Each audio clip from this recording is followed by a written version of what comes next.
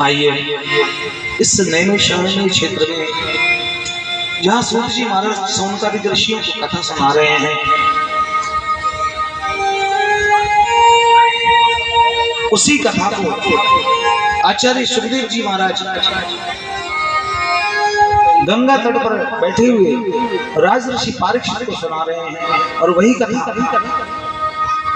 मैं अपनी टूटी फूटी वाणी में आप सभी भक्त वृंदों को सुना रहा हूं।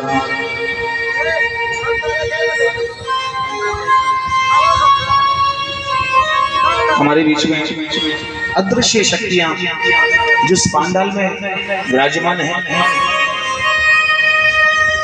ऋषिगण, संत जन और साक्षात बाबा तो माँ भगवती पार्वती के साथ साथ हमारी मैया के साथ विराजमान हैं ही, क्योंकि भगवान भोलेनाथ के ना उपस्थिति में कथा का आनंद प्राप्त हो ही नहीं सकता। आज पंचम दिवस है।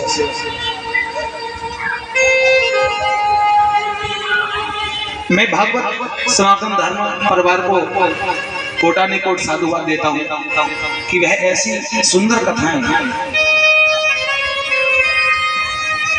आप सभी भक्तों के बीच में रखते रहते हैं।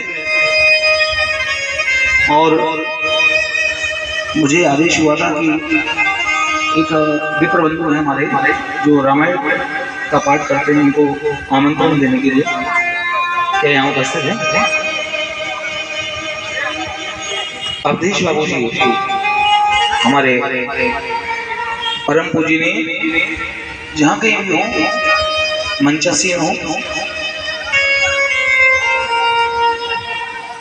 अवधेश बाबू जी जहाँ कहीं भी हो, वे हमारे लिए मूर्ति तुल्य हैं। आप मंचासीन हो।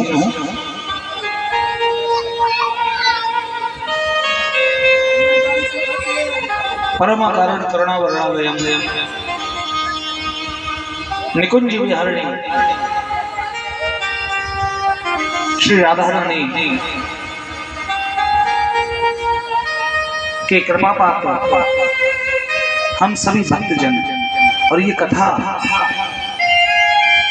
श्रीमद् भागवत की ऐसी पतित पावनी कथा जो मैं समझता हूँ कि हमें पता भी नहीं होगा कि कितने लोगों का कल्याण कर चुकी है, कितने संत जनों का, कितने भक्त जनों का कल्याण कर चुकी है, मोक्षदायी। भैया एक ही बात कहना चाहता हूँ कि कुछ बातें हमारे समझ में आती हैं और कुछ बातें इस कलयुग के प्रभाव से हमारी समझ में आती ही नहीं है। और यदि समझना चाहते हैं तो या तो परमात्मा जिस पर कृपा कर दे वही समझ पाता है, और या फिर हमें कई प्रकार के योगासन का अभ्यास करते हुए कई वर्षों की तपस्या के पश्चात वो दिव्यता प्राप्त होती है कि जिसको समझ सकते। ऐसा कल के प्रसंग में, कल चतुर्थ दिवस था,